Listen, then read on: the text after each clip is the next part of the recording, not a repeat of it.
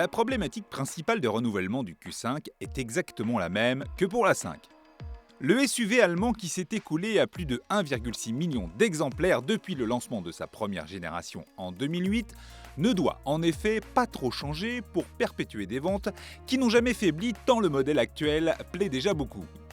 La calandre trapézoïdale aplatie, les larges ouïes dans lesquelles sont implantés les capteurs de proximité, les nervures sur le capot, tous les codes du coupé sont repris ici. Le Q5 reçoit à son tour le Virtual Cockpit, les petits boutons tactiles pour la gestion du chauffage ou encore le pavé de commande du Q7, lui aussi tactile et toujours très agréable à utiliser. La charge à induction s'invite aussi à bord. Il faudra quand même, comme de coutume, bien éplucher la liste des équipements en série et les options disponibles pour bénéficier de l'intégralité de ces quelques exemples. Le confort à bord évolue très subtilement. Le léger allongement de l'empattement a permis de dégager un petit centimètre d'espace au genou. 16 mm ont aussi été creusés de l'intérieur pour donner de l'espace à la tête. Tout à l'arrière, il y a 10 litres de plus pour proposer 550 litres de capacité totale, exactement comme le Mercedes GLC. Pour le moment, le Q5 est proposé sur notre marché en version essence 2 litres TFSI de 252 chevaux et diesel via le 2 litres TDI calibré à 150 chevaux, 163 chevaux ou 190 chevaux. Dans quelques mois, Audi ajoutera à ses motorisations des blocs V6 3 litres plus nobles, dont une version de 354 chevaux pour le très apprécié SQ5. Une version e-tron est aussi programmée.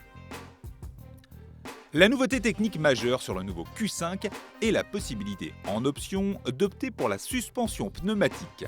Technologie adaptative dont l'apport en confort quelles que soient les conditions de route est un must-have si vous y êtes particulièrement sensible. Quelle que soit la surface, ce type de suspension permet en outre de conserver une assiette la plus plate possible avec très peu de roulis ou de tangage. L'autre avancée vient de la transmission Quattro, désormais capable, sur 4 cylindres seulement, de déconnecter totalement la transmission arrière, réduisant ainsi drastiquement les frottements pour transformer le Q5 en SUV 100% traction. Le Q5 assoit donc un peu plus son homogénéité parmi ces SUV au gabarit presque idéal. Gardons en tête toutefois, pour ceux qui lui vaudraient plus de style, que le SQ5 sera commercialisé cet été. Et mieux encore, les SUV coupés Q4 et Q8 ont été confirmés. Côté tarif, un Q5 TDI Quattro 190 S-Line, qui représentera la configuration la plus populaire, démarre à 57 400 € sans la suspension pneumatique.